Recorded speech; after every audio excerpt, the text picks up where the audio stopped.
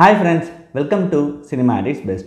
Cinema at its Bestல இப்போ நான் பார்க்க போகிற திரைப்படம் என்னன்னா ஃப்ரெவேக்கா. இந்த திரைப்படம் இல்லை 2024 இது வந்து பார்த்தீங்கன்னா ஒரு அயர்லாந்து நடித்திருப்பவங்க ரைட்டர் அண்ட் டேரக்டர் யார் சொல்லி பார்த்தீங்கன்னா அஸ்லின் கிளார்க். திரைப்படத்தில் கிளேர் மொனாலி ஷூவா முதன்மை கதாபாத்திரம் பண்ணியிருக்காங்க. அதே மாதிரி பிரித் நீம் ஆக்டன் பேகா அவங்க ஒரு சப்போர்ட்டிங் ரோல் பண்ணியிருக்காங்க. சரிங்க, ஃப்ரெவேக்கா என்ன மாதிரி கதைகளும் பார்ப்பாங்க. படத்தின் நாயகியான ஷூ அவங்க வந்து பார்த்திங்கன்னா ஒரு ப்ரைமரி ஹெல்த் கேரில் இருக்காங்க. அவங்களுக்கு வந்து ஒரு லெட்டர் ஒன்று வருது. அதாவது வந்து அயர்லாண்டில் இருக்க ஒரு சின்ன குக்கிராமத்தில் பெக் அப்படின்ற ஒரு பாட்டியை வந்து நீங்கள் போய் பார்த்துக்கணும், கேர்டேக் பண்ணணும் அப்படின்ற பொறுப்பு அவங்களை ஒப்படைக்கப்படுது. ஸோ அதனால் அவங்க என்ன பண்ணுறாங்கன்னா அந்த அயர்லாண்டு இருக்க குக்கிராமத்துக்குள்ளே போகிறாங்க. அங்கே போனால் என்ன ஆகுதுன்னு சொல்லி பார்த்திங்கன்னா அது ரொம்ப ஒரு என்ன சொல்கிறதுங்க, அந்த வீடே வந்து ஒரு உள்ளே தள்ளி இருக்குது. அந்த சிட்டிலேருந்து அந்த சின்ன டவுன்லேருந்து ரொம்ப தள்ளி இருக்குது. அங்கே அந்த பாட்டி மட்டும் தான் இருக்காங்க. பட் இவங்க கேர்டேக் பண்ண உள்ளே போன அப்புறமா அங்கே சில அமானுஷ்யமான சில விஷயங்கள் நடந்துக்கிட்டே இருக்குது. அது வந்து ஷூக்கு வந்து ஏதோ ஒரு விஷயத்தை வந்து உணர்த்திட்டே இருக்குது. பேய்க்கு வந்து என்ன சொல்கிறாங்கன்னா இதெல்லாம் நடக்கும் அப்படின்ற ஒரு இது வந்து சொல்லிகிட்டே இருக்காங்க. பட் அதை ஷூ ஃபஸ்ட் நம்ப மாட்டுறாங்க. இப்போ என்ன ஆகுதுன்னா அங்கே போன அப்புறமா உண்மையாகவே அங்கே என்ன மாதிரி ஒரு அமானுஷ்யம் இருந்ததா இல்லையா, இன்னொன்று ஷூவோடைய ஒரு பாஸ்ட் அது அந்த இடத்துல வந்து எப்படி வந்து அவங்கள ஆன் பண்ணுது, ஆன் பண்ணுறதா வந்து வேட்டையாடி இதுக்கெல்லாம் ஏதாவது ஒரு கனெக்ஷன் இருக்கா இல்லையா, ஏன் அதுக்குள்ளே அது மாதிரியான விஷயங்கள் நடந்துக்கிட்டு இருக்குது, பேக் ஷூ அண்ட் ஷூவோடைய ஒரு பாஸ்ட் இதுக்கு எல்லாத்துக்கும் என்ன சம்பந்தம், இந்த முடியல இந்த கதைக்கு என்ன சொல்லப்படுது இந்த படம் அப்படின்றதான் ஒட்டுமொத்த கதைகளுமேங்க. It's basically it's horror.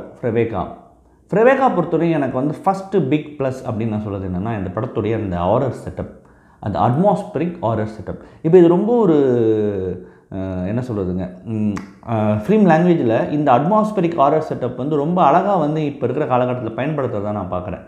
So already இருந்தது தான், ரொம்ப மினிமலாக இருக்கும். பட் இப்போ வந்து இந்த அட்மாஸ்பரிக் ஹாரர் செட்டப் வந்து ரொம்ப அழகாக வந்து கையாளப்பட்டுட்டு வருது உலக சினிமா அரங்கில் அப்படின்னு நான் பார்க்குறேன், மிக ஹாரர் ஃபிலிம்ஸில். ஸோ அந்த வகையில் இந்த படத்துடைய அந்த atmospheric horror setup is the biggest plus of this film. இந்த படத்துடைய கேமரா ஒர்க் அண்ட் படத்துடைய பிஜிஎம், சவுண்ட் டிசைன், இது மூணுமே இந்த ஹாரர் செட்டப், இந்த ஹாரரை வந்து ரொம்ப அழகாக வந்து நம்ம படம் பார்க்குற ஆடியன்ஸ் வந்து கடத்துது. நிறைய இடங்களில் சில்லிங் போர்ஷன்ஸ் பயங்கரமாக இருக்குது. மிக முக்கியமாக நீங்கள் நினைக்கிற மாதிரி சீப் ஜம்ப்ஸ்கேர்ஸோ இல்லை சீப்பான ஒரு முகத்தை வச்சு ஒரு கோரியோ அது மாதிரிலாம் எதுவுமே இருக்காது படத்தில். பட் ஆனால் உங்களுக்கு அந்த படம் பார்க்கும்போது சில்லிங்காக அந்த இடத்துல வந்து ஒரு பயம் இருந்துகிட்டே இருக்குது. அடுத்தது என்ன ஆகும், எப்படி வரும் அப்படின்ற, என்ன மாதிரி விஷயங்கள் நடக்க போகுது அப்படின்ற அந்த ஹாரர் ஃபீல் வந்து இந்த படம் கொடுக்குறதுன்றது ஒரு ரொம்ப ஒரு என்ன சொல்கிறது, இந்த படத்துக்கு நான் சொன்னது தான், இது வந்து பெரிய ப்ளஸ் தான். நம்பர் 2, இந்த படத்தில் வந்து பார்த்திங்கன்னா மிக முக்கியமாக இந்த படம் பேசிக்கிற கோருக்கு வரும். ஆக்சுவலாக மெக்டலின் லாண்ட்ரிஸ்ன்னு சொல்லிட்டு ஒரு இஷ்யூ வந்து அயர்லாந்து நடந்துகிட்டு இருந்ததுங்க. அந்த மெக்டலின் லாண்ட்ரிஸ் என்னென்னா, ஆக்சுவலி நான் வந்து ஸ்மால் திங்ஸ் லைக் திஸ்ன்ற ஒரு படம் இருக்குது, அந்த படம் தவறாமல் பாருங்கள். அந்த படத்தை பார்த்து இந்த படத்தை பார்த்தீங்கன்னா அது வந்து உங்களுக்கு ஈஸியாக புரியவும் செய்யும். மெக்டலின் லாண்ட்ரிஸ்ன்றது அந்த டைமில் ஆர்பனாக இருந்த பசங்க, இல்லை வந்து வேறு ஒருத்தர் கூட வந்து உறவு வச்சுட்டு குழந்தைய வயிற்றில் வாங்கின பெண் பிள்ளைகள், இவங்களை எல்லாமே கூப்பிட்டு போய் நெறிப்படுத்துகிறேன்னு சொல்லிவிட்டு அங்கே பயங்கரமான கொடுமைகள் பண்ணப்பட்டுச்சு சர்ச் மூலிமா. ஸோ அதோட தாக்கம் இன்ன வரைக்கும் எப்படி இருக்குது இன்றைக்கி இருக்கிற பெண்கள்கிட்ட, இந்த இன்றைக்கி இருக்கிற இப்போ இருக்க ஜெனரேஷன் வரைக்கும் எப்படி இருக்குன்ற கதையைத்தான் இந்த படம் ஆழமாக பேசுது. ஸோ இதுதான் கோரே. பட் ஆனால் அது எப்படி சொல்லப்பட்டதுன்றது தான் விஷயம். ஸோ இந்த கோருமே வந்து எனக்கு ரொம்ப பிடிச்சிருந்தது. இது வந்து சொல்லப்பட வேண்டிய சோஷியலி வெரி இம்பார்ட்டண்ட்டான ஒரு பாயிண்ட். அதை வந்து சொன்னது வந்து and it's a very super thing சொல்வேன் நான். அண்டு இந்த படத்தில் நடித்த நடிகை கிளேர் மொனாலி ஷூவா பண்ணவங்க ஆல்ரெடி ஒரு சோகம், அவங்களுக்கு மோர் தென் சோகம் சொல்கிறத விட அது நடந்தானே நடக்கலனான ஒரு விதமான ஒரு கோபம் கூட சொல்லலாம். அதோடு வராங்க, அந்த ஹாண்டட் பாஸ்டோடு வராங்க. வந்த அப்புறமா இங்கே நடக்கிற சில அமானுஷங்கள்,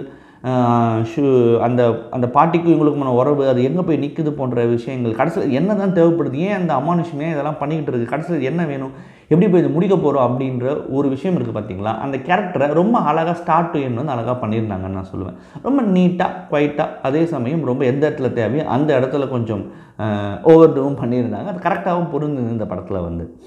அண்டு சப்போர்ட்டிங் ரோல் பண்ண பேகா பண்ண பிரெட் நெக்காட்டினோட நடிப்பு ரொம்ப பிரமாதமாக இருந்தது.